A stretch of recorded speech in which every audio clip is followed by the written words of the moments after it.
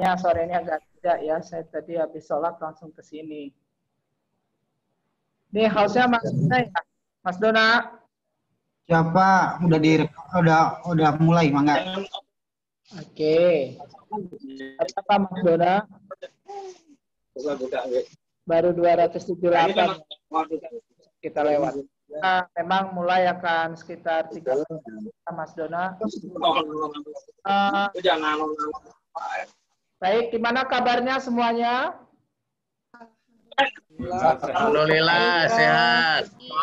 Sehat, Prof. Tadi materi baru sempat saya sampaikan yang PDF, yang YouTube nanti malam ya nyusul ya, karena saya juga lupa mengingatkan. Karena ini hostnya newbie ya, jadi nanti Mas Dona biasanya malam itu YouTube-nya udah di-upload, jadi orang-orang udah langsung bertanya. Saya juga tadi lupa karena harian ini sibuk sekali mempersiapkan webinar begitu ya, karena ini adalah webinar kerjasama pertama antara Kadin dengan PKHT dalam bentuk webinar online. Jadi tadi ada yang ikut, alhamdulillah Pak Dirjen Horti, Pak Anton ya, Pak Prihastostianto bisa ikut ya sampai selesai, sampai saya membacakan rangkuman, kemudian ada Prof. Sobir, ada Pak Nur Samsu, dan ada Mas Sani Khadapi ya. Kemudian tadi Bu Karen membuka dan menutup. Jadi tadi lumayan pesertanya 300, berapa tadi? 370-an kalau nggak salah ya, saya lupa. Tadi lihat yang awal sih segitu. Baik, kita mungkin sebentar lagi akan mulai ya. Jadi ini adalah aplikasi, ini sebentar lagi udah 300 lewat, karena biasanya cepat banget memang. Jadi kita hari ini akan membahas aplikasi dari yang kita pelajari hari mulai kapan kita time series? Sabtu ya, jadi Sabtu dan Senin. Jadi ini mudah-mudahan semua lancar karena di sini lagi hujan lebat di Bogor ya. Alhamdulillah ya, jalur saya ini jarang mati listrik ya karena jalurnya sama dengan kampus. Jadi ya mudah-mudahan juga acara kita bisa lancar. Kita berdoa semua. Saya coba dulu tayangkan ya PowerPoint-nya. Sudah.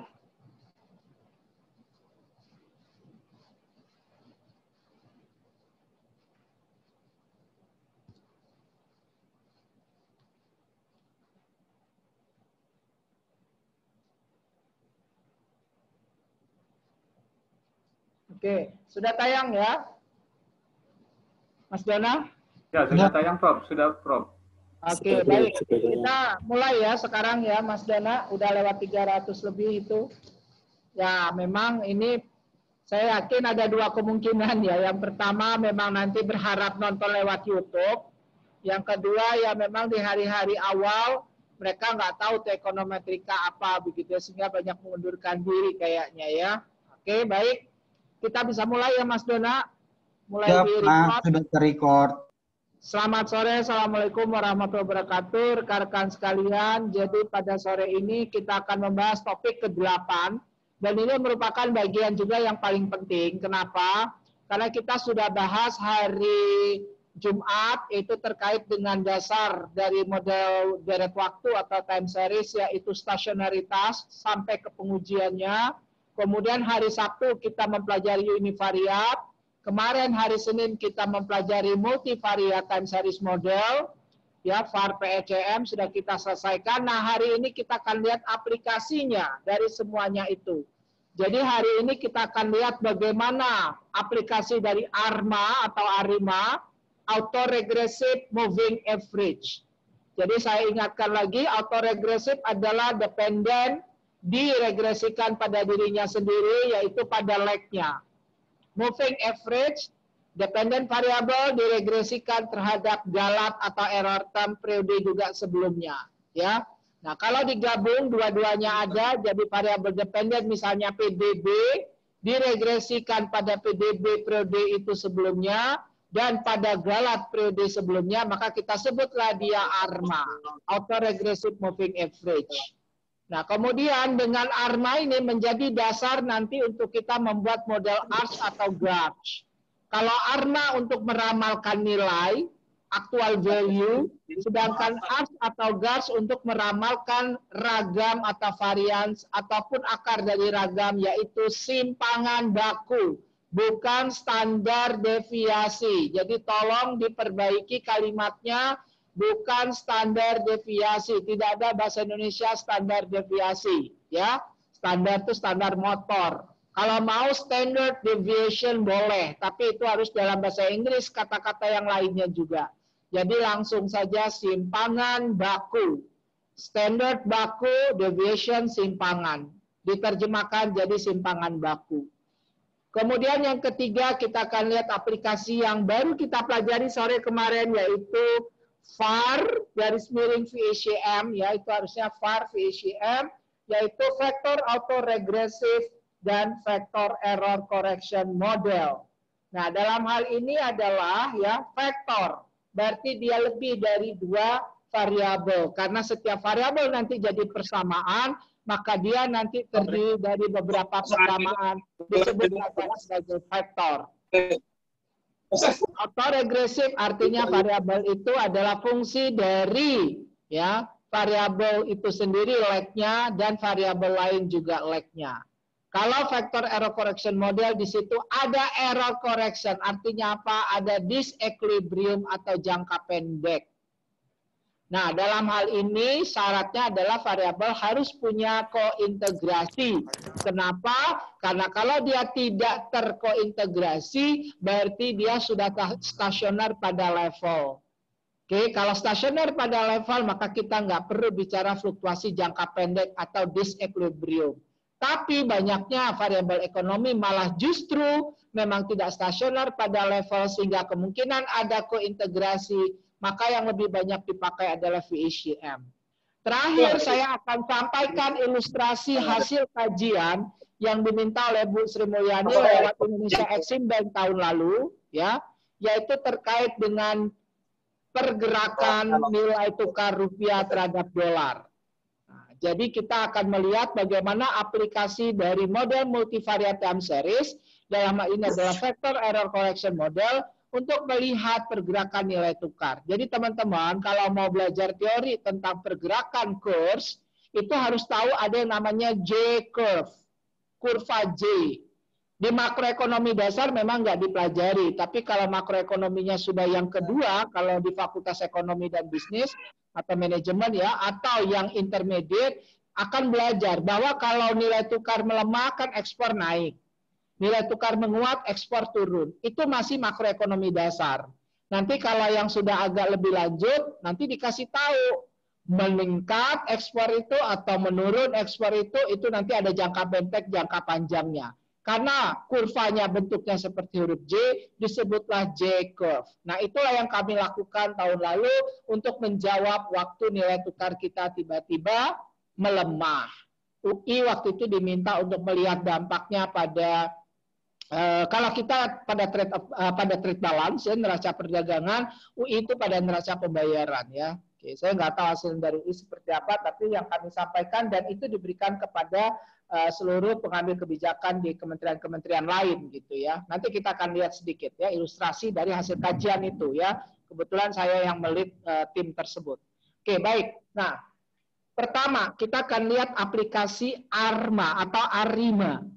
Jadi langkah pertama, kan kemarin waktu kita bahas ini hari Sabtu, ada yang bertanya, apakah ARIMA itu, ya ARS-GARS itu pada data I0, I1, atau I2? Ya whatever the kind of data, jadi mau dia itu stasioner pada level, mau pada first differencing atau second differencing, yang penting adalah kita harus mengestimasi dalam keadaan stasioner. Kenapa? Karena kalau tidak stasioner bisa terjadi spurious regression. Ada hubungan yang signifikan, tetapi itu sebetulnya semu atau meaningless. Tidak ada artinya. Nah, langkah pertama adalah mengidentifikasi stasionaritas. Ini yang nanti kalau di dalam ARIMA menentukan nilai D, differencing-nya. Kalau kita menggunakan, nah sekarang kita pakai dulu cara awal, prosedurnya Box-Jenkins yang asli. Nanti kalau teman-teman sudah pakai eViews, ya, oke. Ini masih pakai, oh ini pakai eViews ya. Oke, nah jadi nanti kalau dengan EViews ya kita juga bisa pakai cara manual seperti pakai ACF. Tetapi sebetulnya dengan uji DF, ADF atau pilih parents kita sudah bisa nanti langsung menjudge apakah dia stasioner pada level, pada first differencing atau pada second differencing. Tetapi kalau untuk dosen sebaiknya mulai dengan ini karena ini teori dasarnya. Jangan sampai nanti teori dasarnya asal muasalnya nggak tahu. Mahasiswa hanya bisa pakai seperti buku saya, klik aja gitu ya. Nah, pertama adalah mengidentifikasi SCF-nya. Oke, kalau SCF-nya, autocorrelation function-nya dari data asli ya, itu sifatnya dying down yang saya sudah jelaskan teorinya, saya nggak ulangi lagi ya, karena kalau saya ulangi semua nanti nggak selesai ya, sampai jam 5:15 atau 5:10. Kalau dia dying down berarti dia non-stasioner. Nah, maka berarti kita differencing. Oke, nah ternyata pada pembedaan pertama ya, pada pembedaan pertama atau first differencing itu memang SCF polanya cut off pada leg 1. Sedangkan PSCF dia dense sine wave, apalagi itu seperti dying down tapi bukan dying down ya, dia itu nanti leg 1 signifikan terus tidak signifikan terus tiba-tiba signifikan lagi, terus tidak signifikan terus tiba-tiba signifikan lagi, itu namanya dense sine wave. Ya, nah kalau PSCF itu dying down atau dense sine wave, berarti dia nggak ada lag-nya. Nah kemarin masih ingat kalau SCF itu untuk MA, untuk ME, PSCF itu untuk ER, itu di teori yang sudah kita bahas hari Sabtu. Maka karena SCF-nya tidak signifikan setelah leg 1, dia cut off setelah leg 1, maka berarti model tentatif arimanya adalah 011. 0 karena tidak ada ER-nya, PSCF-nya dense sine wave tidak cut off. Kecuali PSCF-nya cut off juga. Kita lihat dia cut off sejak leg berapa. Kalau dia sejak leg 2, berarti sama, ya berarti leg 1-nya masih signifikan, cut off-nya mulai leg 2 seperti yang di SCF, maka kita kasih berapa? Bukan 011, tapi 111. Tapi dalam hal ini karena dia dense sine wave, kita kasih 011. Oke. Nah, maka modelnya kita sebut pure ME. Ya. Nah, dia differencing ya, first differencing baru stasioner, berarti makanya D-nya 1. Jadi P di Q-nya 011. Nah, berikutnya kita lakukan uji diagnostik. Apa itu uji diagnostik yang kemarin di teorinya itu, prosedur Bob Jenkins. Apa yang kita lihat? Coba lihat di layar ya. Type MA1 karena dia tadi MA1. Oke, koefisiennya 0,43. T-nya berapa? 3,56. Kita langsung lihat p-value. Nah, p-value-nya karena di atas 3, udah pasti saya bilang apa? 99% aja udah pasti signifikan tuh. Kan kalau di atas 2, 95% dia signifikan. Nah, di atas 3, apalagi? Berarti pada 99%. Nah, itu p-value-nya 0,0001. Artinya apa? Kita boleh percaya untuk menolak H0 sampai 99,9%. Nah, jadi hampir 100% bahwa dia signifikan. Nah, ini kan ada di dalam beberapa tahapan uji diagnostik di teori kemarin, apa koefisien harus signifikan.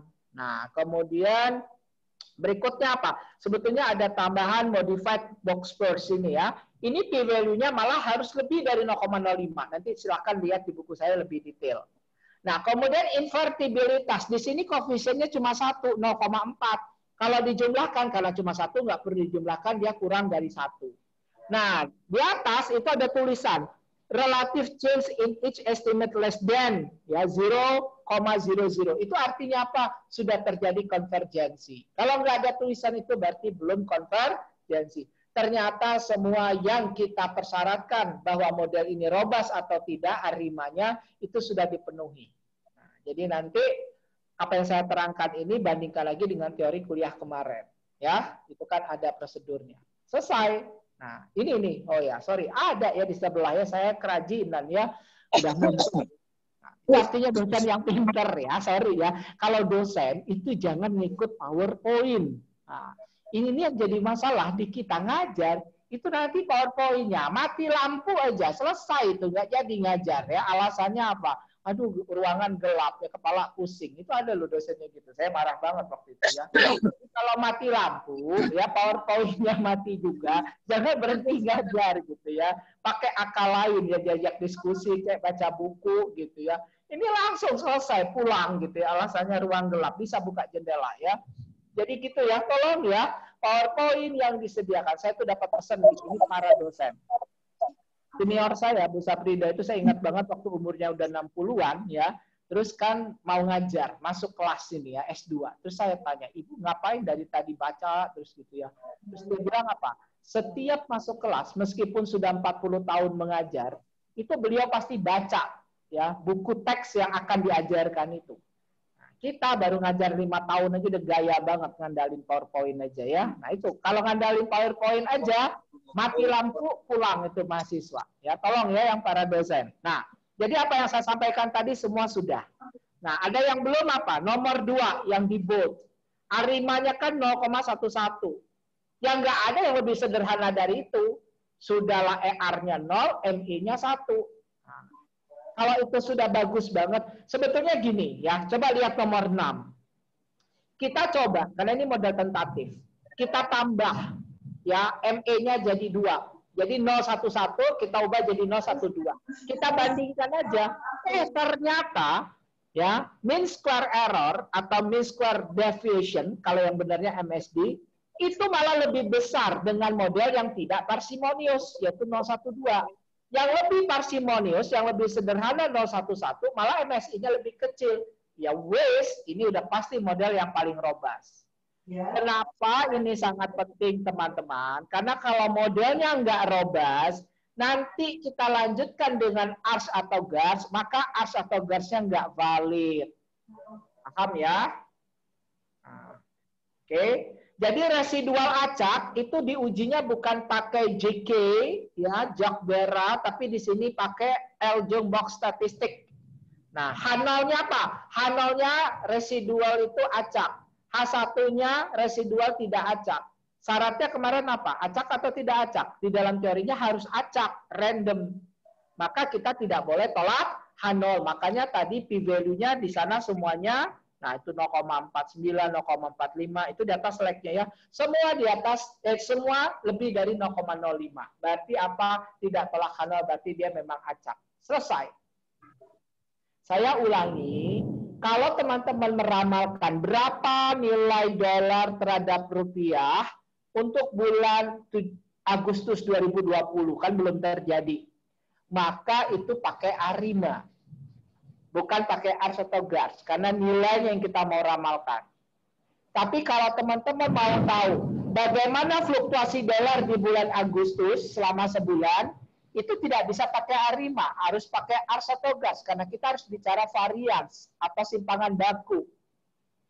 Nah, untuk bisa mendapatkan ARS atau GARS yang valid, kita harus punya ARIMA yang robust.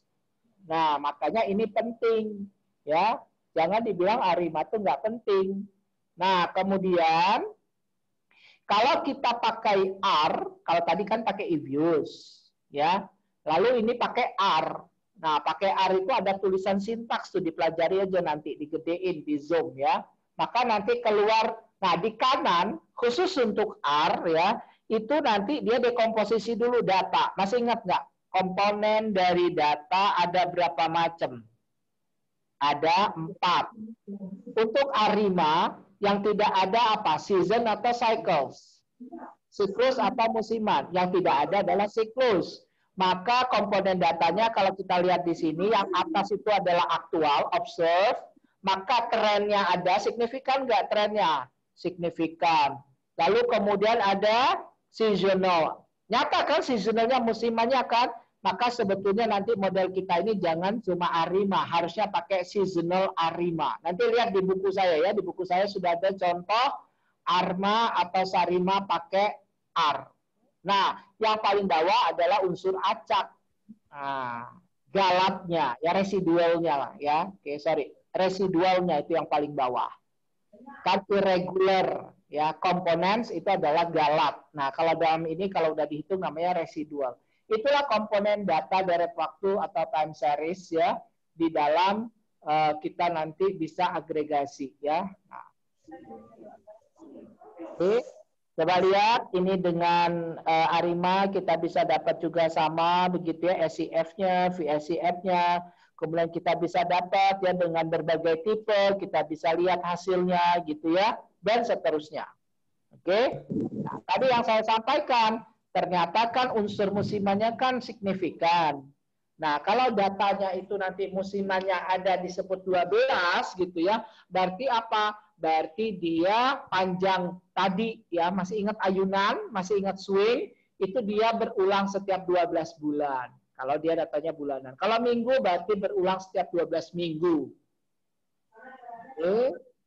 Nah, kalau pakai e-views, kita juga bisa pakai musimannya, yaitu sama. Nah, dalam hal ini, kalau tadi hanya Arima, itu kan 011. Nah, sekarang kalau pakai Sarima, ditambah dengan ER-nya. Ya, yaitu 1. Itu dari PSCF-nya. Nah, sedangkan musimannya adalah 12. Nah, nanti kalau di R ya, yang diajarkan itu ya, itu kan berbagai tipe diestimasi. Nah, itu yang saya sampaikan kemarin. Mungkin nggak tahu Mas Yani masih ikut atau enggak. Kita sebetulnya dalam konteks time series sudah nggak bicara lagi MSI, tapi langsung AIC atau SC. Kenapa? Karena sebetulnya di luar tadi prosedur Bock-Jenkins boleh. Ya, itu artinya memang pintar, menguasai. Tetapi biasanya orang yang lebih praktis banyak cuma pakai AIC. Karena kemarin kita udah pelajari kan teorinya. Ya, tapi kita pelajari waktu kita belajar VAR ICM, bukan Arima. Yang kemarin hari Senin, bahwa AIC sudah mengakomodir tidak hanya goodness of fit, tidak hanya MSI. Nah, ini ya saya lupa kemarin ya. Jadi kalau kita bicara mean square error atau mean square deviation, itu adalah apa? Kita bicara nilai yang paling kecil itu goodness of fit. Karena rumusnya goodness of fit kan sama, ya, dari sigma E kuadrat, dari residual, tapi dicari nilai yang paling kecil. Nah, MSI kan juga sama. Kita cari yang paling kecil. Mean square error. Residual dikuadratkan, dijumlahkan, bagi dengan observasi. Itu sama. Itulah komponen yang paling kiri di AIC.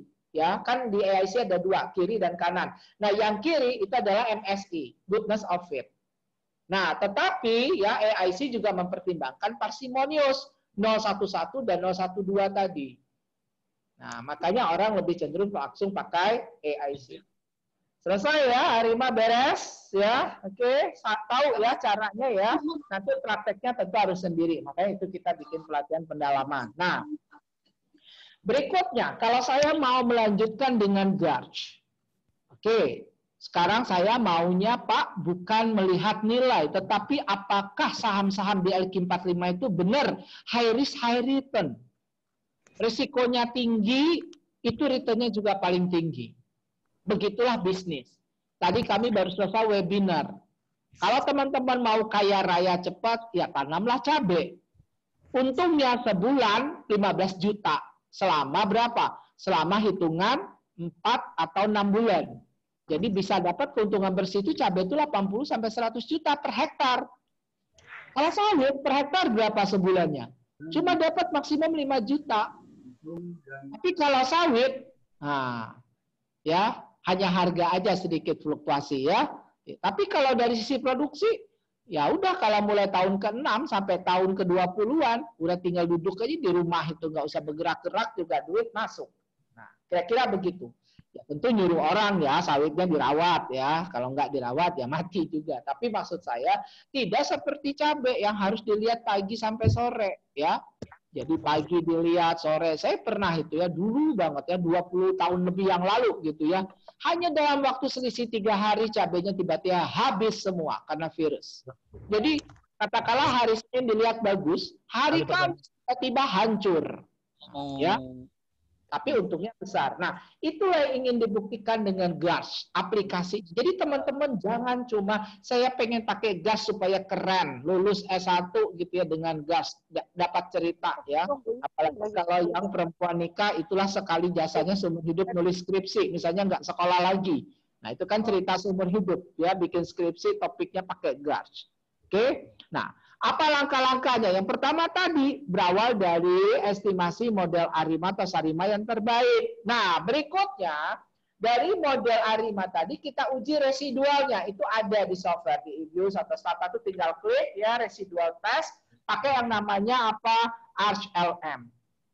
H0-nya apa? Seperti biasa homoskedastisitas. H1-nya hetero. Nah, berbeda dengan Blue, berbeda dengan Gauss-Markov, di mana kita berharap H0 tidak ditolak. Kalau sekarang, kalau kita mau lanjut ke GARS, H0-nya harus ditolak. Kalau dia tidak ditolak, berarti nggak ada hetero yang nggak GARS lah modelnya. Karena GARS adalah Generalized Autoregressive Conditional Heteroskedasticity. Jadi mensyaratkan ada hetero. Lalu kemudian kita estimasi Arch Q atau GARS PQ. Jadi kalau Arch itu dia hanya fungsi dari galat. Makanya dikasihnya Q aja.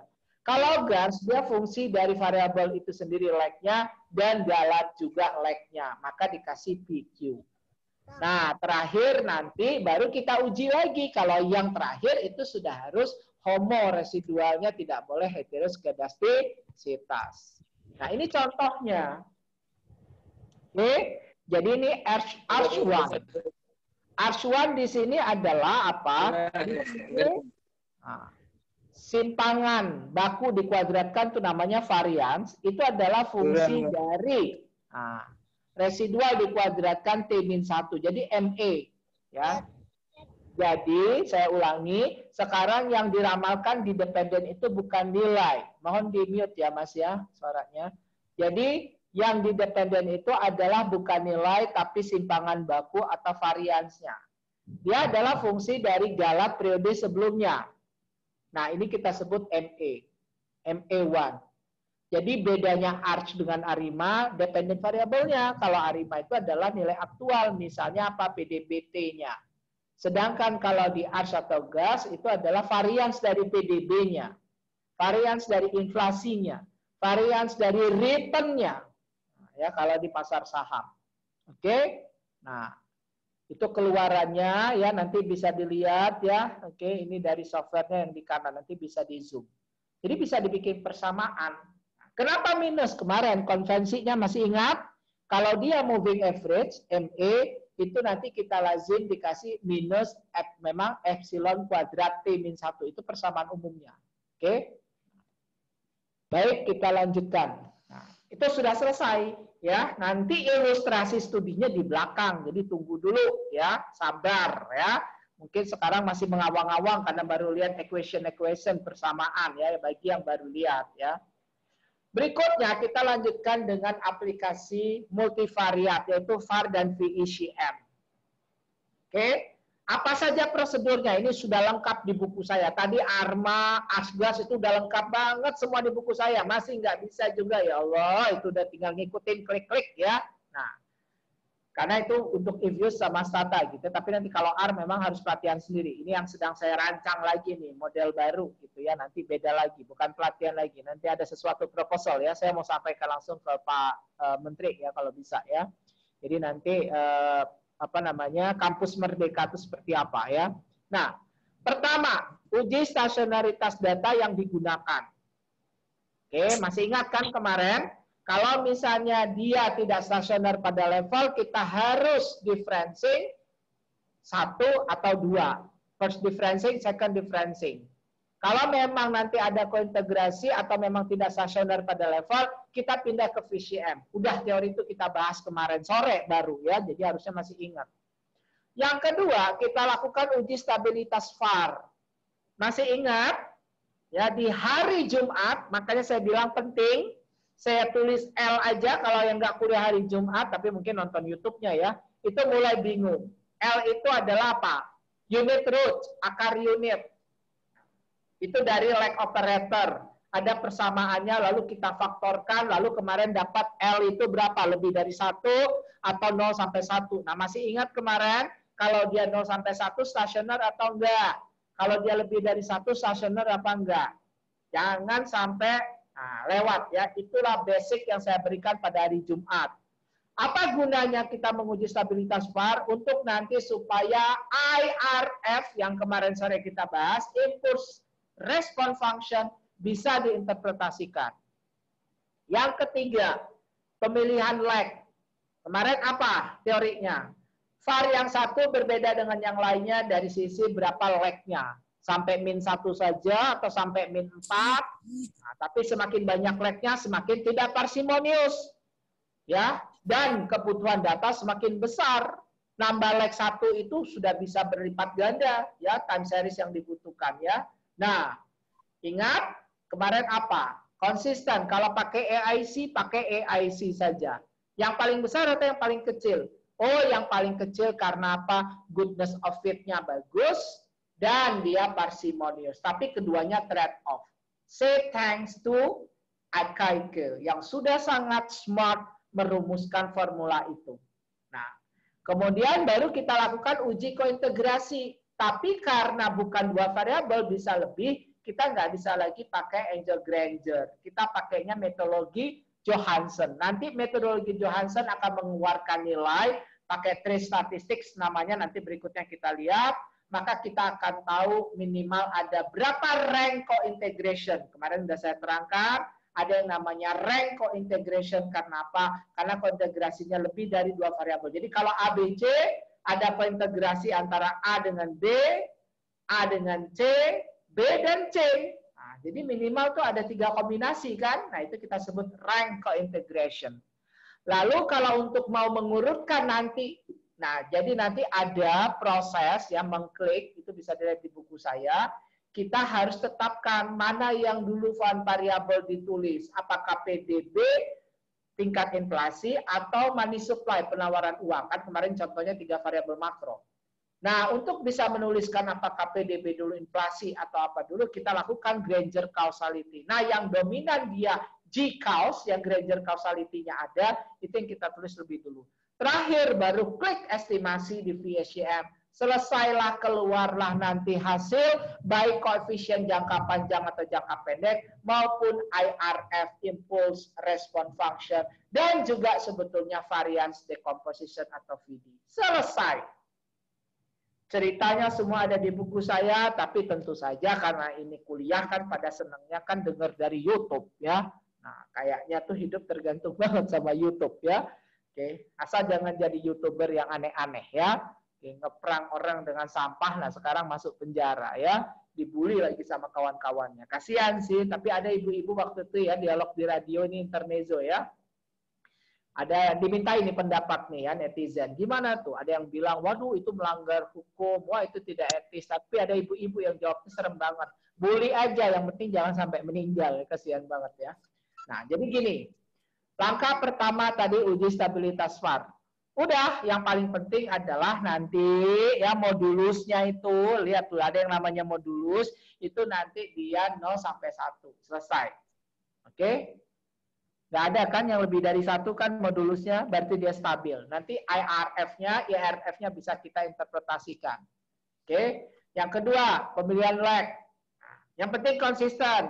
Banyak yang suka SC ya berarti nanti SC terus. Ya, banyak yang suka AIC ya AIC. Nah, pendekatannya beda. Yang satunya pakai yang bias ya, Bayesian ya, yang SC-nya. Nah, orang lebih banyak yang suka ini juga gitu ya. Yang paling pasti apa? Kita pilih yang paling kecil. Nah, coba lihat ya angkanya nanti kalau di Zoom ya. Itu yang paling kecil angka berapa SC-nya? Kan di situ paling atas 36, lalu 30, lalu 31, terus naik 32. Ternyata yang paling kecil berapa? Oh, 30. Nah, karena 30 berarti kita pilih leg 1. Nanti ini kita masukkan nanti di dalam pilihannya kalau di dalam prosedur di software. Nanti akan ditanya. Nah, itu semua ada di buku saya ya. Oke. Ada juga di YouTube yang di audiometric full. Di audiometric full rasanya ada ya time series dengan panel dua-duanya. Nah, berikutnya baru uji kointegrasi Johansson. Nah, ini nanti ya akan keluar seperti ini.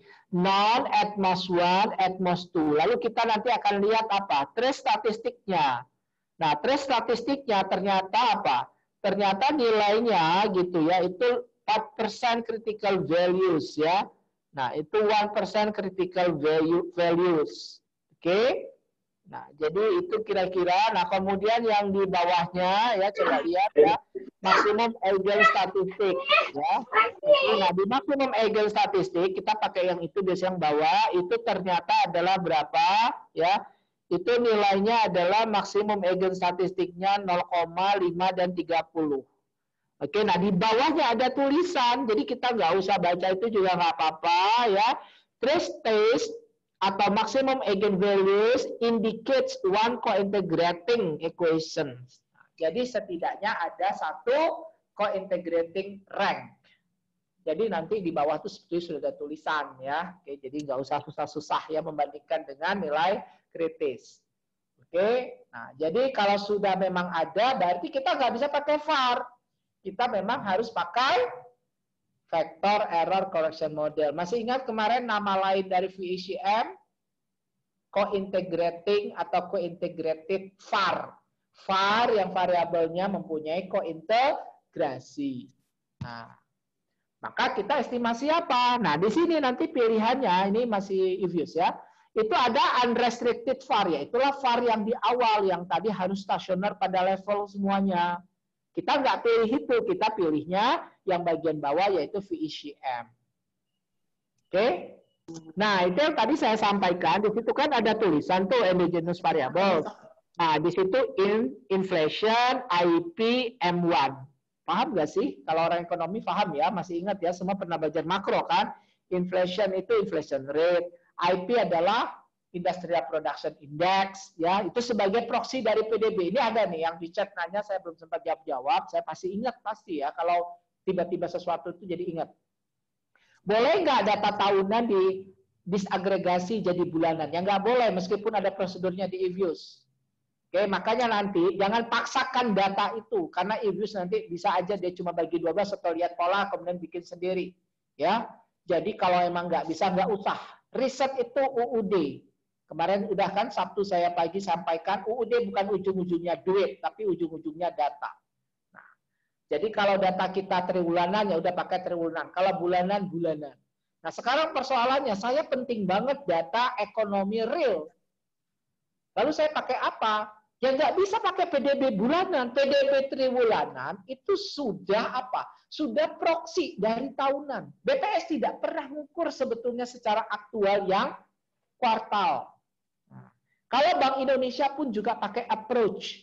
Investasi itu dilihat dari toko material, dilihat dari kredit, perbankan, dilihat dari penjualan bermotor. Jadi bukan dalam pengertian investment, ya private investment di dalam makro. Nah itu disurvei oleh BPS, dihitung benar tuh tahunan. Sehingga kalau kita pakai data triwulan PDB, kita masih percaya karena yang proxy BPS. Jangan dibikin lagi ke bulanan PDB-nya. Nah, meskipun nanti software bisa mengakomodir itu. Kalau ada yang bikin kayak gitu, nah, sudah masuk ke jurnal, jangan diikuti. Jangan alasannya, kan udah masuk jurnal, Pak. Nggak semua yang ada di jurnal itu benar, karena reviewernya belum tentu ngerti.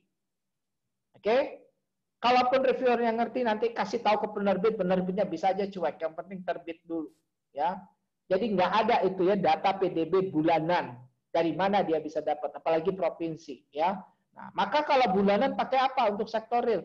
BPS mengeluarkan tadi Industrial Production Index. IHSG ada datanya bulanan. Itulah cerminan sektor real itu. Kalau sektor ekonomi kita bukan keuangan, ya, ekonomi kita itu memburuk, pasti IHSG-nya nanti akan terpengaruh. Industrial Production Index-nya juga. Ya COVID aja, udah pasti itu. Ya, kontraksi itu akan kelihatan dari situ yang bulanan. Tolong ya, nanti ya data harus hati-hati. Nah, di sini inflation, IP, kemudian M1. M1 apa? Nah, itulah yang saya sebut dengan money supply. Tapi di sini pakai M1 bukan M2. Oke, nah nanti masih nggak ngerti ya, belajar lagi makronya. Jadi yang diklik VECM karena tadi ada one co-integrating rank. Nah inilah hasil estimasinya. Kemarin siapa yang nanya ya? Oke, yang mana jangka pendek, yang mana jangka panjang.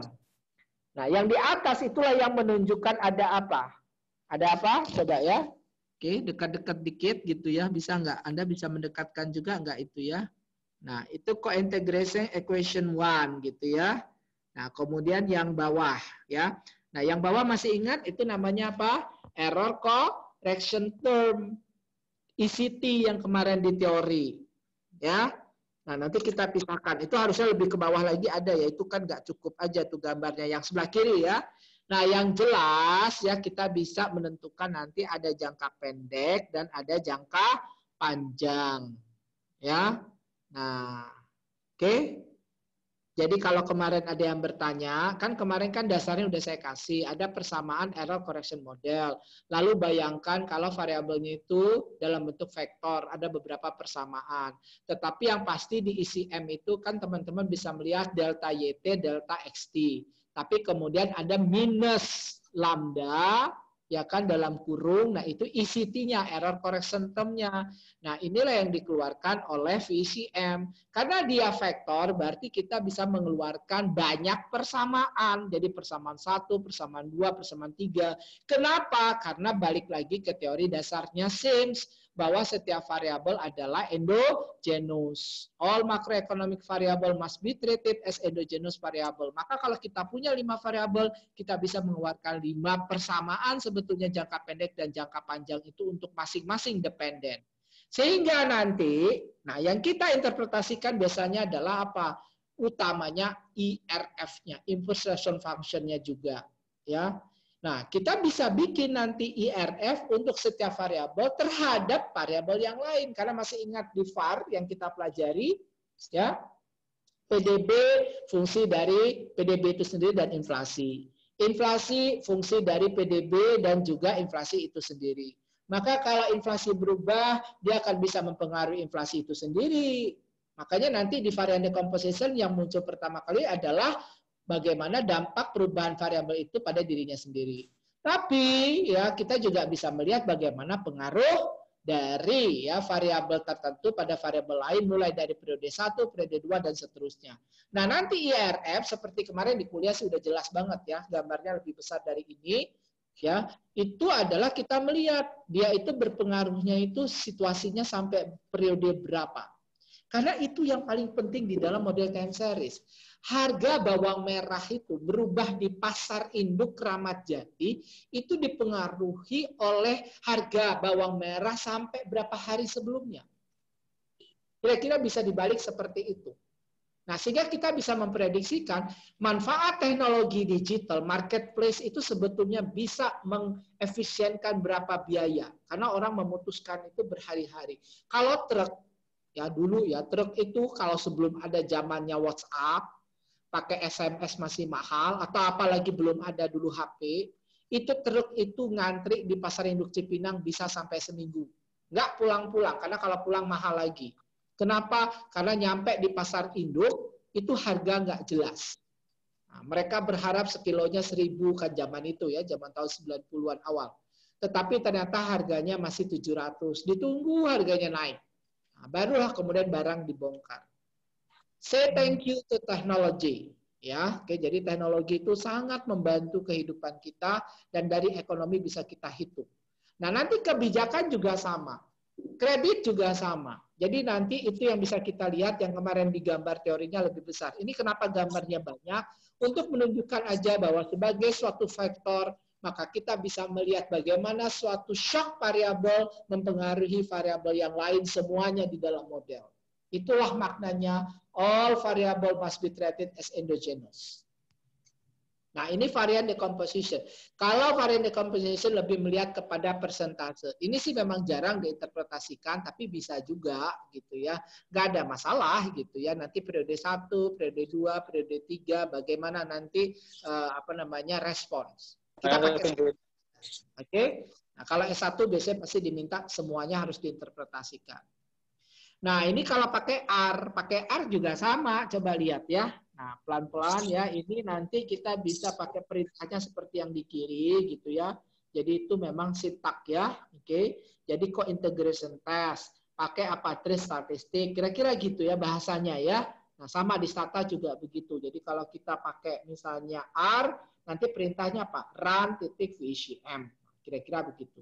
Ya, nanti kita minta summary-nya. Nah, keluarlah IRF-nya, input response function-nya. Nah, coba lihat. Ya. Nah, kalau dia gambarnya seperti ini, nggak kotak-kotak tadi. Kalau kotak-kotak itu dalam bentuk Invius gitu ya. Terus itu lebih enak Invius daripada Stata, betul. Ya, sampai sekarang. Kelebihannya Invius itu. Invius kalau nggak salah udah sampai 10 ya. Lebih enak, lebih mudah juga, lebih user friendly kita pakai Invius. Ya, kalau untuk time series. Tapi nanti kalau data panel, apalagi sampai dynamic, kita nggak bisa pakai if-use. Itulah yang kita akan pelajari mulai besok teorinya dan aplikasinya di hari Sabtu. Sehingga teman-teman bisa ngerti, oh kalau saya mau pakai dynamic panel, saya udah nggak bisa pakai if-use. Oh, tapi kalau saya pakai time series, berarti saya masih lebih enak pakai if-use daripada stata. Nah, berguna ya, mudah-mudahan kulon ini ya setidaknya membuka mata hati teman-teman untuk bisa belajar terus, belajar terus, belajar terus. R real. Makanya nanti R ini khusus ya, nggak bisa ya. Oke, pakai buku saya juga kalau R aja mungkin pakai buku saja itu agak susah. Tapi ya tolong baca di internet tuh banyak petunjuk ya. Nah, cuma memang bahasa Inggris ya, belum ada yang nulis bahasa Indonesia tuh masih jarang kalau yang R ya, pakai petunjuk-petunjuk ya.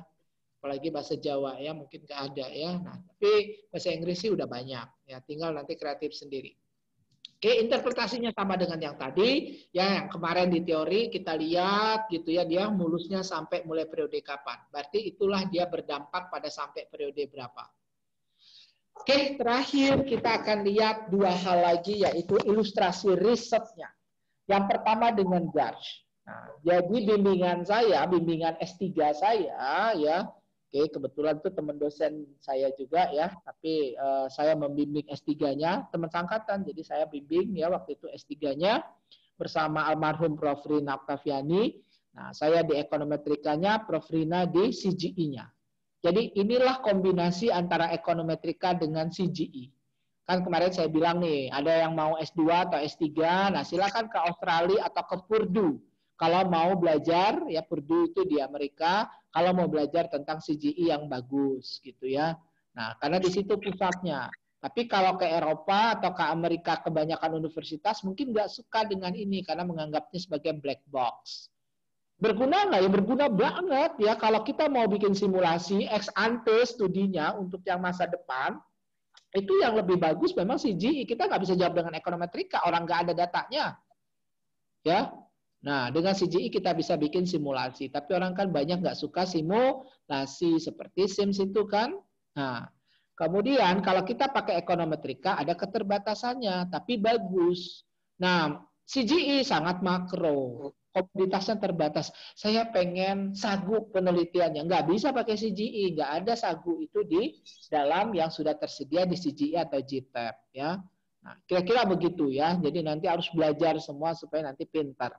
Nah, ini contoh ya kombinasi. Kita ingin melihat kalau bagaimana dampak volatilitas harga pertanian dunia pada ekonomi nasional. Masih ingat tahun 2008 itu adalah krisis pangan global. Waktu itu harga-harga pertanian naik dan kita impor gandum, kita impor daging sapi, kita impor gula. Oke.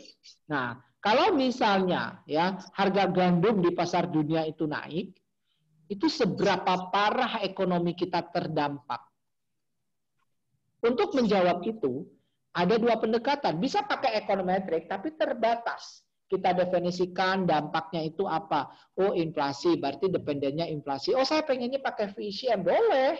Pakai nanti ada harga gandumnya, ada inflasinya, ada kursnya, ada PDRB bukan PDRB, mungkin IP saja kalau datanya bulanan, kalau triwulan boleh pakai PDRB gitu ya, atau PDB atau money supply. 5 aja variabel makro bisa pakai VCM. Nah, tapi keterbatasannya apa? Kita cuma melihat hanya pada 5 itu. Nggak bisa lihat sektoral. Padahal kita pengennya lihat apa? Industri mie terganggu nggak? Kalau industri mie terganggu, kira-kira orang-orang yang suka makan mie di mana ya? Oh, di sektor otomotif tuh buruh-buruhnya banyak makan mie, terganggu nggak? Seberapa besar dan seterusnya. Jadi nanti ada trade off. Ya, tidak semua bisa dijawab dengan ekonometrika, tidak semua bisa dijawab dengan CGI. Tapi keduanya bisa kita kombinasikan. Nah, kombinasinya di mana? Nah, saya kasih contoh satu aja. Kalau kita mau bikin shock, goncangan di CGI untuk simulasi, itu kan selama ini bisa jadi hanya afirmasi. Tahu afirmasi ya? Ada kan beasiswa afirmasi, ya kan, menerima mahasiswa dari Kalimantan, Papua, wajib, ITB, IPB, UGM, UI, itu apa? Namanya jalur afirmasi. Disengaja, ya, oke, by purpose. Yaitu saya pengennya harga gandum itu naik 10%. Bagaimana dampaknya? Udah, itu namanya afirmasi. Nah, padahal ya yang kita ingin prediksikan ke depan, harusnya shocknya pun juga diprediksi dengan akurat. Nah, memprediksi volatilitas atau fluktuasi itu nggak bisa dengan ARIMA, tentu dengan GARCH. Nah, ini contoh, kita pakai GARCH satu-satu, nanti dapat simpangan bakunya lah yang kita jadikan dasar untuk bikin shock pada CGE. Lalu kalau CGE-nya udah di shock nih, harga gandum naik nih, 7,5%. Itu akurat, karena sudah hasil dari forecasting pakai ekonometrika. Kita masukkan, ya udah, CGE tinggal ngolah aja. Nah, itu yang kadang tidak bisa. Kalau tidak ada perubahan ya dalam fungsi-fungsi yang ada di dalam CGE itu, maka seorang dokter itu kalau di luar negeri itu kayaknya agak dikhawatirkan dia lulus sebagai disertasi. Itu yang menyebabkan beberapa universitas nggak suka ya. Tetapi kalau dia punya modifikasi novelty di dalam model CGE nanti ada namanya dia, nah itu baru menarik gitu ya. Nah, kemudian satu lagi. Ini nanti kita bahas juga hari Sabtu. Teman-teman tahu perang dagang? Tahu nggak? Perang dagang, trade war. Antara siapa? Cina dengan Amerika. Variabel bukan perang dagang. Bukan, itu konsep, konstruk. Nggak ada satuan dari perang dagang. Tapi kami tahun lalu, saya diminta, ya Indonesia Exim Bank, ya, atas permintaan Bu SMI, ya Bu Sri Mulyani, untuk melakukan analisis apa? Bagaimana dampak dari fluktuasi nilai tukar dan juga perang dagang terhadap apa perekonomian kita khususnya terhadap ekspor dan impor. Nah, maka otak harus jalan nih. Oke. Apa yang kami lakukan? Ya, kita merenung, ya kita diskusi. Satu-satunya ada variabel yang bisa jadi proksi perang dagangnya itu apa? Kita pelajari, oh perang dagang itu ujung-ujungnya adalah bagaimana Cina mencoba mengatur mata uangnya, ya yuannya terhadap US dollar. Maka sebagai proksi dari perang dagang adalah apa? Nah, nilai yuan terhadap US dollar. Itu proksi. Itu yang nanti hari Sabtu kita bahas dalam model dynamic panel seperti saya kemarin sampaikan gitu ya. Ekonometrika itu all econometric models are wrong, but some are useful. Some are useful-nya tadi, kalau proksinya benar. Tapi bisa jadi semuanya salah karena itu proksi. Dan kita bicara tentang populasi. Erotem, galap. Nah, oke? Tapi itu bisa berguna untuk menjawab persoalan. Karena trade war isunya. Nah, tapi waktu itu kebetulan Pak Yusuf Kalla masih wakil presiden sempat ngomong, nilai tukar kita itu melemah karena faktor eksternal, bukan internal. Nah, kita awalnya nggak pernah berpikir, ya saya juga nggak pernah berpikir mau bela-belain Pak Yusuf Kalla gitu ya. Tapi saya tahu Pak Yusuf Kalla itu ya, saya pernah ada acara, saya jadi reviewer sama Prof. Bustanul gitu ya. Itu namanya penghargaan TPID Award ya, TPID gitu ya, tahun lalu ya, kebetulan Pak Jokowi nggak bisa hadir diganti Pak Yusuf Kalla. Pak Yusuf Kalla ngasih pidato ya 1 jam, saya bilang Profesor Makroekonomi kalah gitu ya. Menarik banget tentang inflasi. Saya belum pernah mendengar itu gitu ya di mana-mana ya. Oke, bahwa inflasi itu kayak tekanan darah. Nah, kalau tekanan darah itu orang itu bisa stroke karena tekanan darah rendah maupun karena tekanan darah tinggi. Maka kalau ekonomi mau bergerak, nggak boleh itu Bank Indonesia mengendalikan inflasi serendah-rendahnya. Tapi tidak boleh juga inflasi tinggi, karena inflasi adalah hantu dalam ekonomi. Pak Soekarno, Pak Soeharto jatuh karena inflasi. Tapi kalau terlalu rendah, nah, pebisnis tidak ada daya tarik. Itu saya dengar gitu, ini pintar banget memang ya sebetulnya beliau ya. Nah waktu itu beliau bilang begitu. Temuan kita dilalahnya alhamdulillah itu memang betul. Kita coba lihat faktor internal ya seperti apa IHSG ya, kemudian yang di dalam lah ya, oke semua ya. Nah beberapa. Kemudian faktor eksternal ya, oke suku bunga Fed ya kan, harga minyak dunia. Ternyata yang lebih dominan, nah kan ada ini nih, coba lihat ya, oke.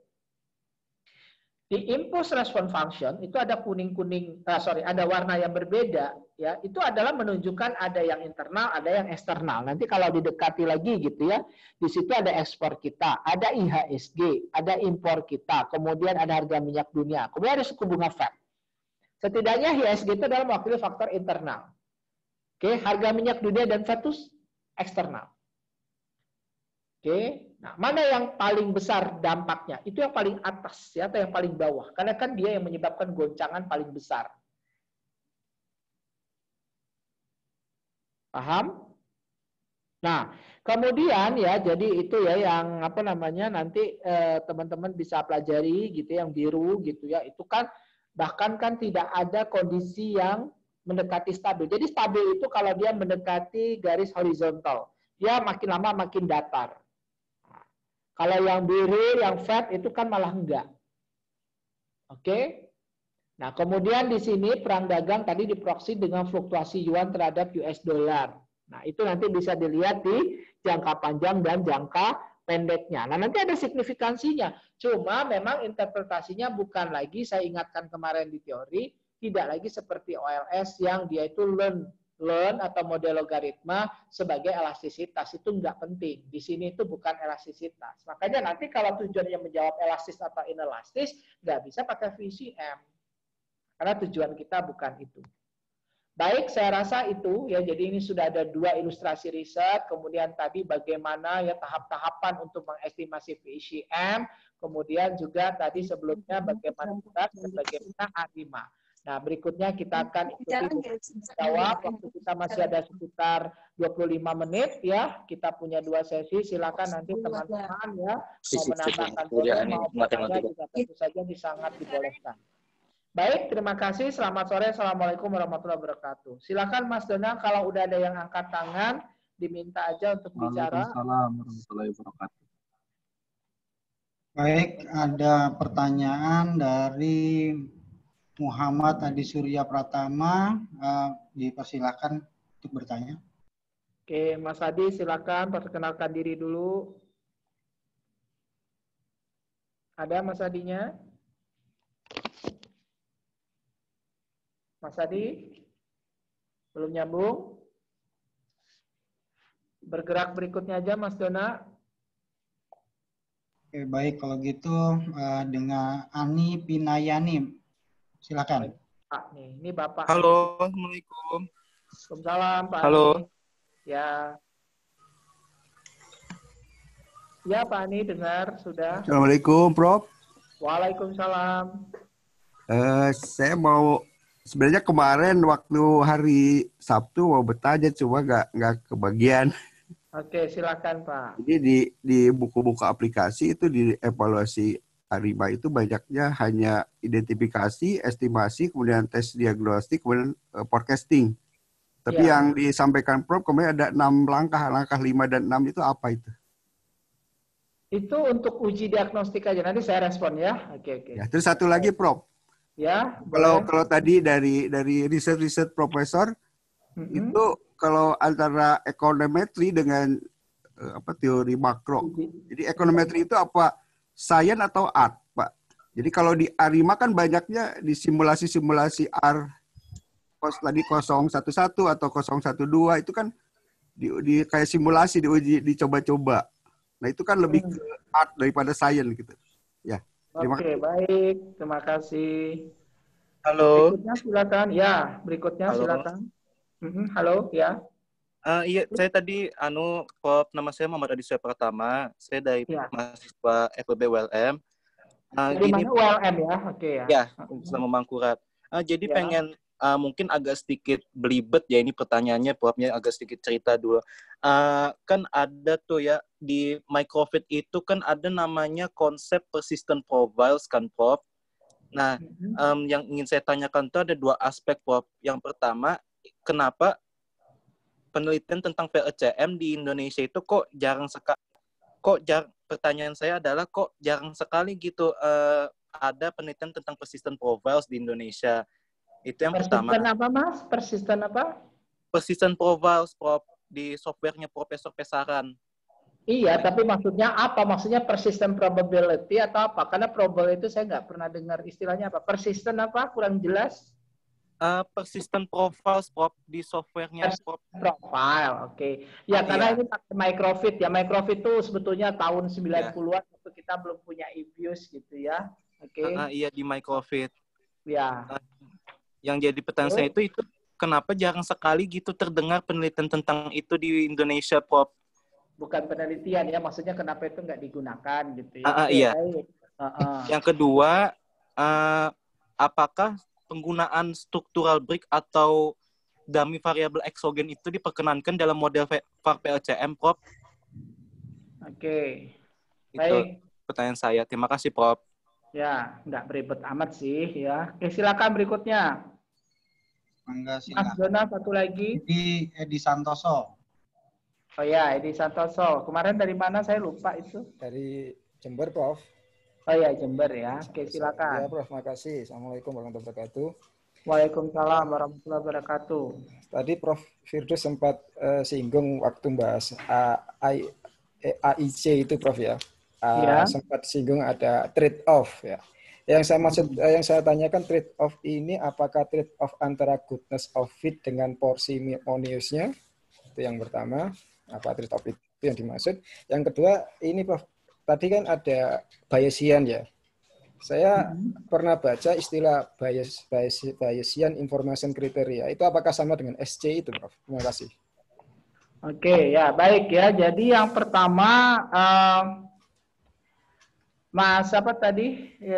Pak Ani ya. Pak Ani, yang pertama gini ya. Kita nggak boleh mempertentangkan art and science. Karena gini, ini kan model stokastik. Saya berulang kali mengatakan, makanya ada filosofi, all econometric models are wrong, but some are useful. Maka pastilah model yang namanya model stokastik pasti ada art-nya. Di sini art maksudnya sisi intervensi atau subjektivitas. Beda dengan model deterministik. Mungkin kalau Pak Ani atau yang lain tahu, misalnya linear programming, tahu kan? Operation research. Nah, saya mengajari itu juga di bisnis, tapi sekarang sih stop dulu ya. Tetapi gini, saya karena megang ngajar dua-duanya, saya tahu. Dan saya selalu kasih ilustrasi begini.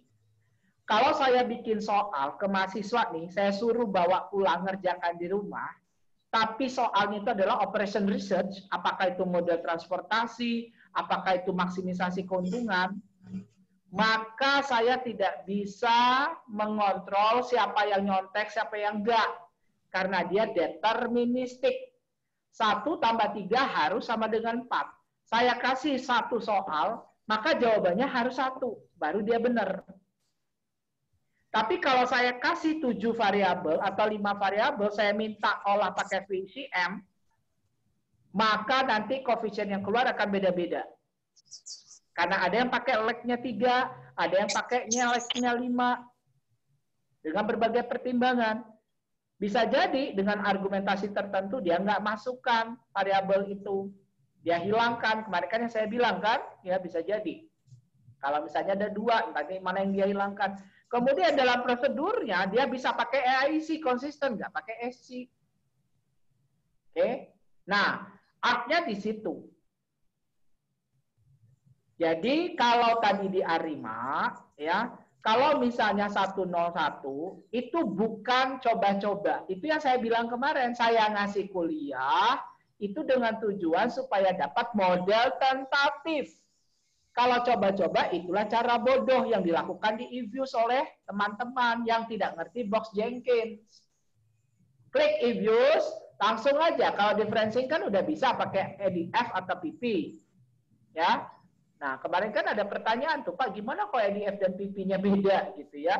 Kan saya tanya langsung, pasti bedanya tipis banget. Nggak mungkin EDF dan PP itu bedanya signifikan. Ya. Nah, tapi ya kalau misalnya ya pakai eViews tadi ARIMA, itu kan tinggal masukin aja. 1, 1, 1, 2, 1, 1, 2, 1, 2. Setengah hari juga beres itu. Nanti dapat MSI yang paling kecil, selesai. Itulah cara bodoh yang saya bilang. Dia nggak ngerti teori awalnya, bahwa model ARIMA itu bisa kita peroleh model tentatif dulu dengan mengidentifikasi pola SIF dan PSIF sehingga kita bisa katakan pure ME, pure ER atau ARMA. Lalu nilainya berapa bisa dilihat dari kapan dia cut off. Nggak susah, cuma banyak yang nggak ngerti itu, apalagi milenial yang nggak suka baca buku. Kalau belajar ngapalin PowerPoint terus coba deskripsi langsung pakai eViews. Ya. Kalau yang kolonial, dulu itu nggak ada software yang for Windows. Bukan berarti kolonial tuh lebih rajin. Dulu kondisinya bikin seperti itu. Makanya kolonial juga jangan jahat banget gitu ya. Bilang milenial itu pokoknya busuk aja semua milenial itu. Enggak gitu. Situasinya beda. Dulu terpaksa pakai Shazam, terpaksa pakai microfit, terpaksa pakai TSP kalau saya dulu S3 karena EViews belum ada model dinamiknya. Nah, dulu kalau juga seperti sekarang udah ada R, udah ada contoh ya, juga mungkin dulu kita males gitu ya. Nah, kira-kira begitu ya. Milenial tergamuk juga tuh dibilangin nama saya. Tapi memang milenial manja tuh banyak. Itu kelihatan tuh kalau di chat-chat ya. Oke. Masa ya dikasih flyer. Ada di situ alamat tuh ya. Tinggal klik atau misalnya gini lah, nggak usah klik. ID-nya sudah ada. Masih nanya juga. ID-nya nggak bisa diklik atau gimana. Ya iyalah, orang itu kan flyer, dia PDF ya. Nah, tinggal ngetik ulang tuh di komputer 9 angka aja males banget gitu ya. Nah, nanti ada tuh yang baik gitu ya, diketikin gitu ya, ID-nya tinggal nanti diklik masuk ke Zoom.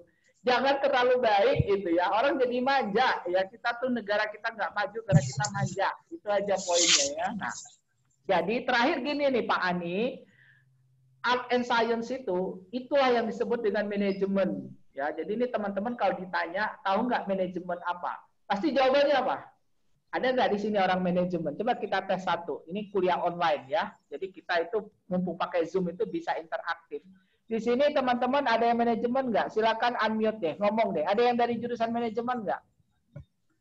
Ada nggak? Siapa? Ada dong pasti. Siapa? Ada Prof, saya Prof. Ya udah, Mbak dari mana Mbak? Dari Universitas Esa Unggul Prof. Esa Unggul mana nih? Jakarta, Surabaya? Citra Raya Prof.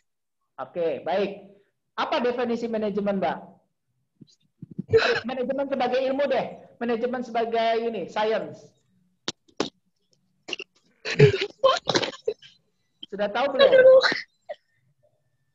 Nggak tahu. Sudah tahu belum? Lebih ke apa? Menyentuh ke seluruh jenis organisasi dan aspek kehidupan, Prof. Pokoknya kan gini, standarnya kan kalau mahasiswa ditanya ilmu yang mempelajari proses, perencanaan, organizing, activating, controlling, bener nggak? Bener nggak? Iya, Prof. Kalau saya dosennya saya kasih nilai -5, ya. Itu bukan definisi ya. Itu tuh adalah fungsi-fungsi manajemen kan? Iya Nah, sih. kata Terry itu ya, saya masih ingat tuh ya pelajaran S1 saya bukan. Tapi itulah Pak Ani, ya kalau manajemen itu nanti salah satu yang mendefinisikan yang sangat bagus itu adalah mix of art and science. That's management. Itulah ilmu manajemen. Science-nya apa? Itulah ekonomi. Jadi ilmu dasar dari manajemen, core science-nya adalah ekonomi. Contoh marketing. Kalau kita mau promosi, diskon, ya bauran promosi itu kan marketing. Nggak ada tuh di ekonomi pembangunan anak-anak nggak pernah belajar yang namanya bauran. Bauran aja nggak ngerti. Bauran kebijakan mungkin ada ya, policy mix ya, tapi belum nyampe S1 biasanya. Itu sih S2, S3.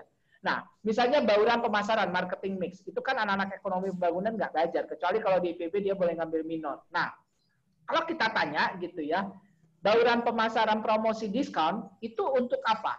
Untuk yang elastis atau inelastis? Pasti yang elastis. Itu dapatnya dari mana? Dari ilmu ekonomi, mikroekonomi yang mengajarkan itu. Tapi bagaimana diskon itu, ya kan, dilakukan pagi hari, di weekend, ya, dan seterusnya. That's art. Itu contoh ya. Nah, jadi nanti balik lagi ya, tidak ada yang namanya sebetulnya kalau di ekonometrika udah pasti banyak artnya. Ya, semua pasti science ya. Jadi kalau misalnya bukan science, namanya teori konspirasi, nanti halu semua. Nah, itulah yang terjadi sekarang. Saya juga bingung nih. Lihat deh kalau lihat video-video sekarang itu, mungkin orang kebanyakan di rumah nggak ada kerjaan, terus jadi halu semua gitu ya, jadi macam-macam gitu ya. Nah, kita percaya aja deh sama yang ilmuwan yang benar gitu ya. Oke. Bahwa memang ada konspirasi atau tidak, itu wallahu a'lam bishawab. Wah, udah gitu aja gitu ya. Kata Rasul itu jangan terlalu banyak menghayal ya. Nah, kemudian terkait dengan tadi, aduh sorry, bisa reject dulu. Siapa yang namanya? Suara saya nggak terganggu kan? Kalau telepon masuk, nanti saya pakai handset ya. Terutama nanti kalau dari suaranya teman-teman yang kalau suara saya sih biasanya nggak berubah. Oke. Nah, AIC dan SC. Ya, SC itu tadi ya, yang saya sampaikan tadi.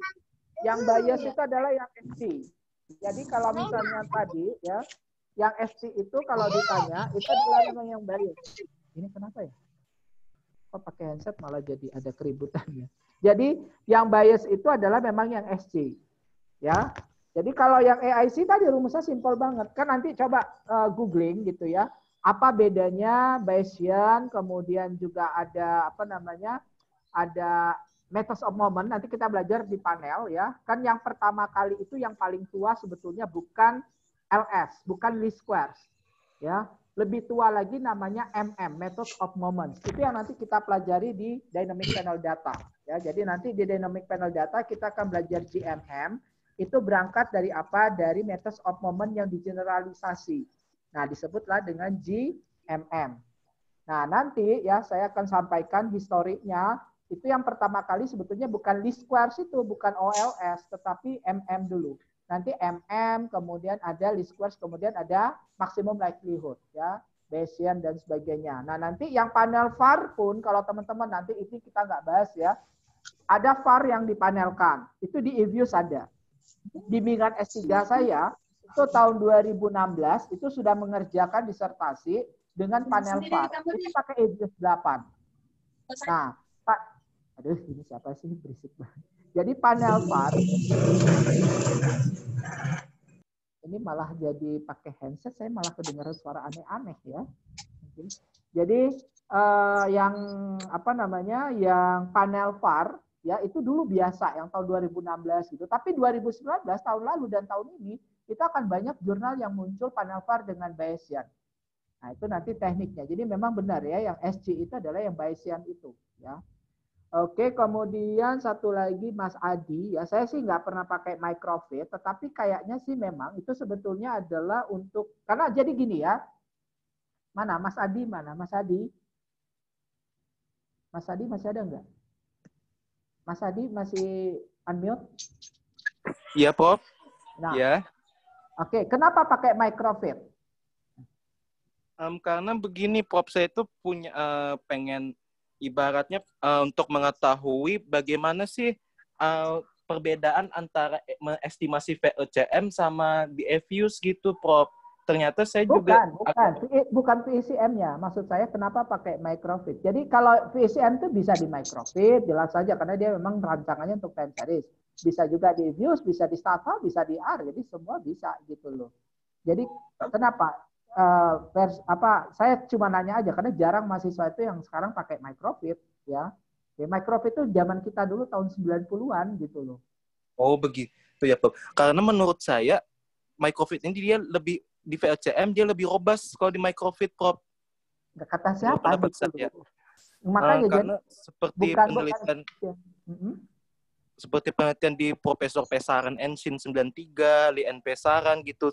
Saya terinspirasi dari beliau itu, Prof, untuk menganalisis contohnya seperti konsep persistent profiles gitu, Prof. Makanya ya, setelah saya jadi konsepnya itu, jadi gini, makanya karena mindsetnya udah, makanya saya tes dulu dengan mindset gitu loh ya. Jadi software itu ya, jadi gini, pakai EViews nggak robust itu salah banget.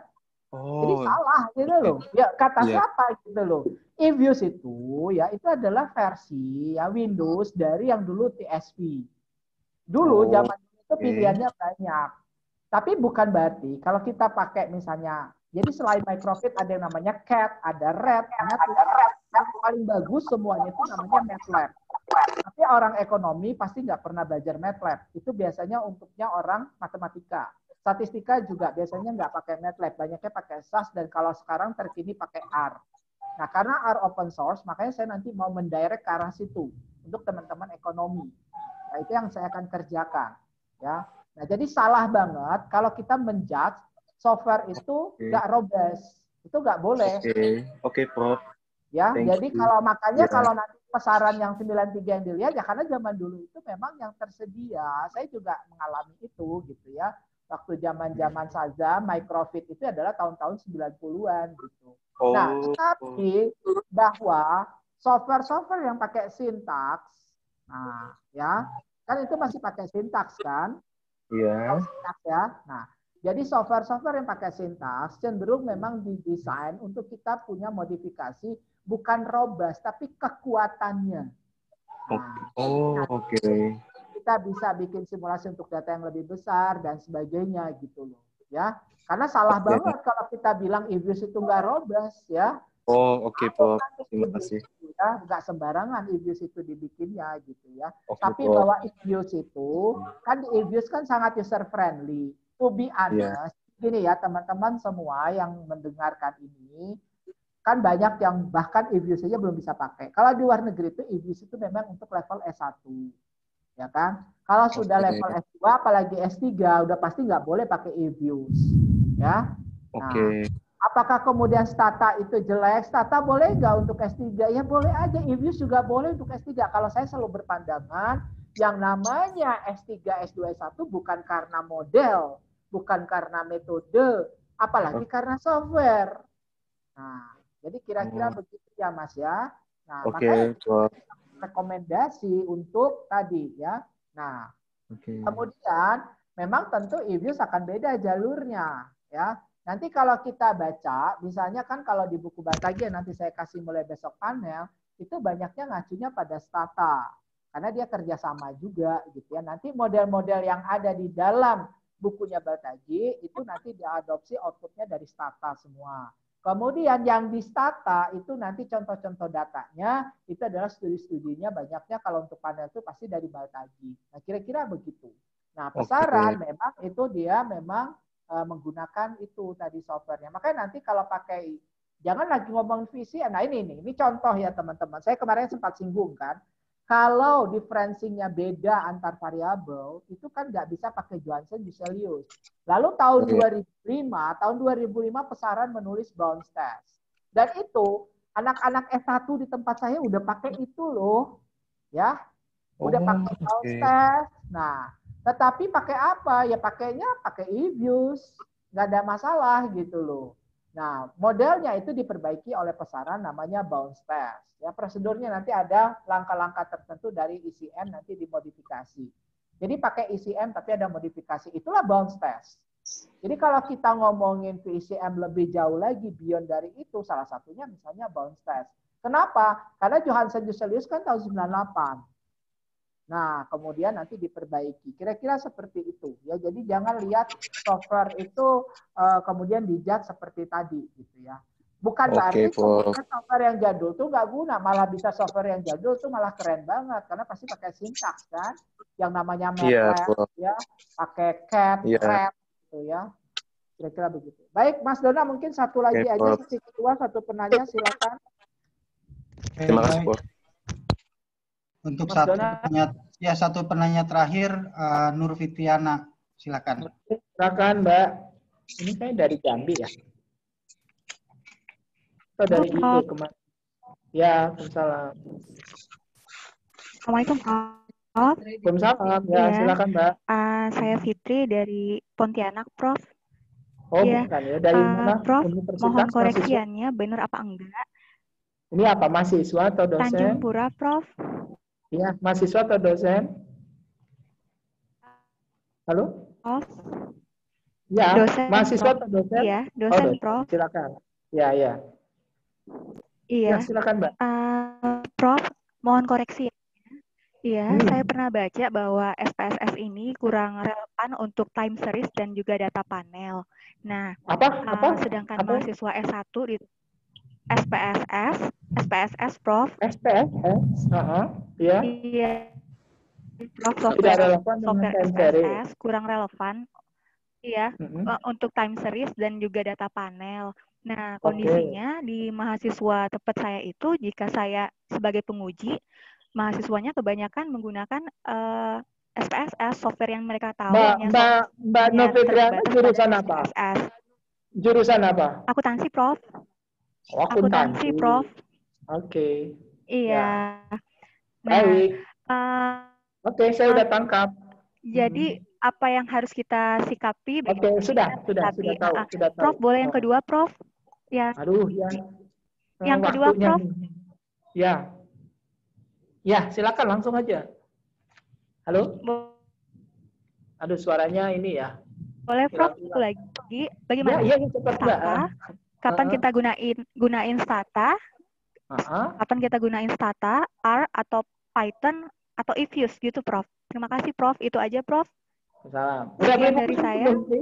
Udah beli buku saya belum sih? Kayaknya ini harus beli buku saya nih ya. Sudah belum? Sudah, Prof. Belum, ya? Baru nyampe, Prof. Baru nyampe, Prof. Jadi gini ya. Oke, baik, saya respon. Ini yang terakhir ini ya, bagus juga. Terima kasih, Prof. Terima kasih. Wassalamualaikum. SPSS singkatannya apa? Iya. Ada yang tahu nggak?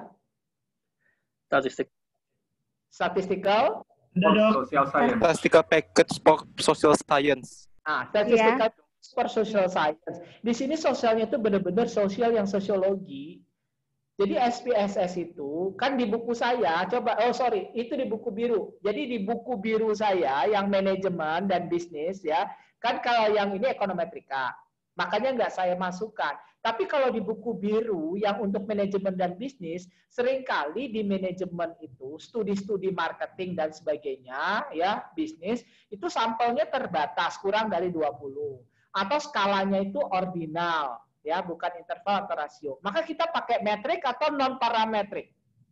Nah, pakai non-parametrik. Nah, maka di buku biru saya manajemen, itu bab-bab awal, kalau nggak salah 2 bab ya, itu bicara tentang non-parametrik.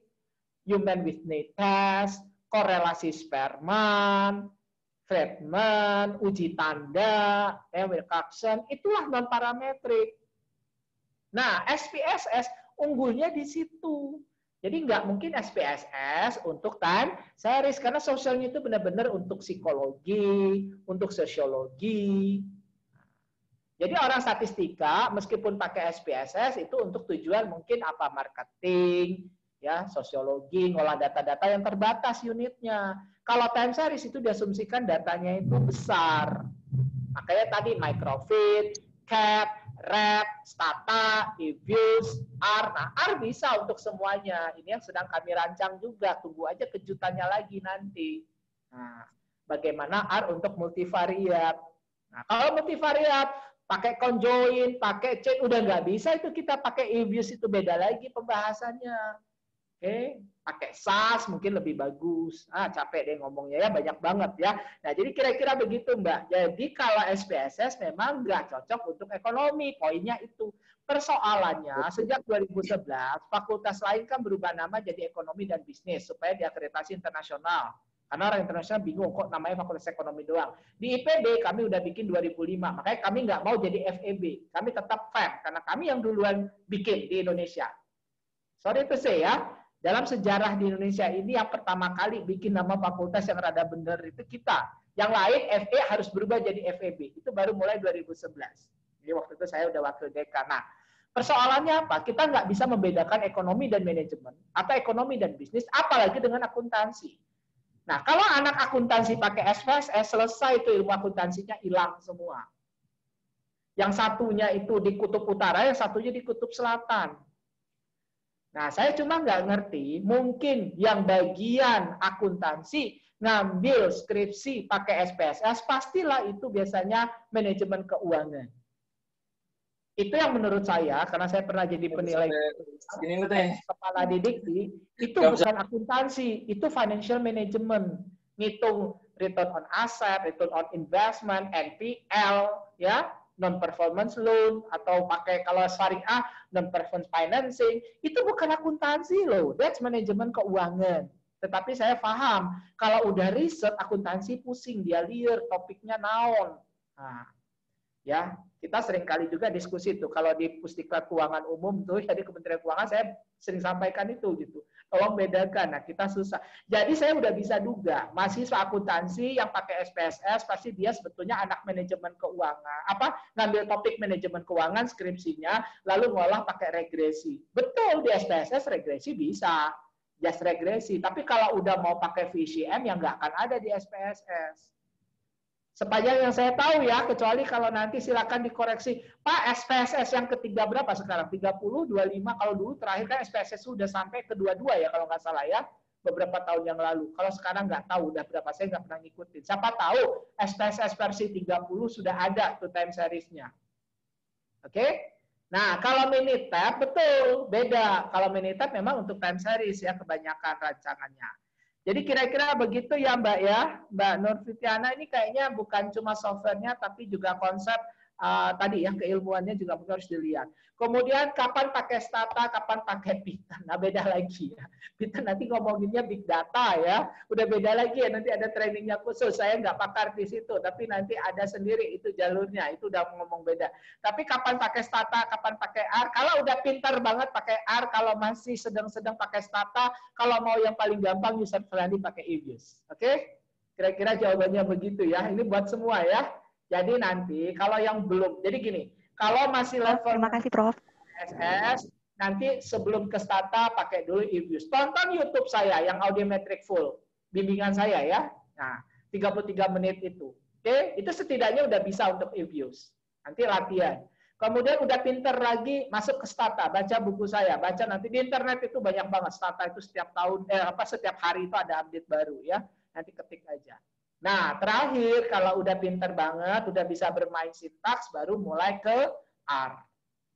Nah, kira-kira begitu ya Mbak ya. Jadi levelnya nanti Ya, itu dulu. Nah, kalau ke mahasiswa S1, oke lah, EViews itu wajib. Ya, Stata itu pilihan. R itu nanti mungkin 2-3 tahun lagi. Nanti itu yang akan kita programkan. Mohon doanya saja. Saya punya mimpi dan saya tadi malam sudah meeting dengan beberapa teman-teman. Tadi saya juga udah kontak senior saya, Prof. Hermanto Siregar. Beliau sekarang Rektor Perbanas gitu ya. Nanti kita akan punya program, insya Allah sih oke banget lah gitu ya. Kita akan usulkan. Kalau saya sih pengennya IPB tetap jadi trendsetter, nanti kita usulkan ke Pak Menteri ya. Oke. Baik, itu saja. Terima kasih. Selamat sore untuk hari ini gitu ya. Besok kita akan masuk dengan topik data panel. Jadi kita udah pindah time series ya. Banyak yang belum kita bahas, jangan bilang kita udah selesai time series-nya cuma ini ya. Ada panel VAR, ada non-stationary, tapi tentu itu bukan untuk kuliah online ini. Ya. Nah, nanti besok kita akan masuk ke data panel statik. Kemudian Kamis kita bahas data panel, besok kita di Rabu kan? Besok data panel statik, Kamisnya data panel dinamik, kemudian Jumatnya aplikasi data panel statik, Sabtunya adalah aplikasi data panel dinamik. Nah, itu data panel selesai. Kalau data panel kalau udah sampai dinamik nggak terlalu banyak lagi modifikasi. Oke, tapi Sabtu pagi kita akan bahas teknik menulis jurnal lagi terkait dengan daftar pustaka dan hasil pembahasan serta kesimpulan. Mungkin itu, jadi sampai jumpa besok. Kita akan mulai bahas data panel ya. Mudah-mudahan masih semangat semuanya. Mohon maaf kalau ada kekurangan. Kalau saya ada kesalahan silakan dikoreksi atau ditambahkan gitu ya. Nanti di chat boleh juga komunikasi ya. Terbuka ya, karena ilmu itu tidak ada kebenaran yang absolut. Baik, mohon maaf sekali lagi. Selamat sore. Assalamualaikum warahmatullahi wabarakatuh. Waalaikumsalam.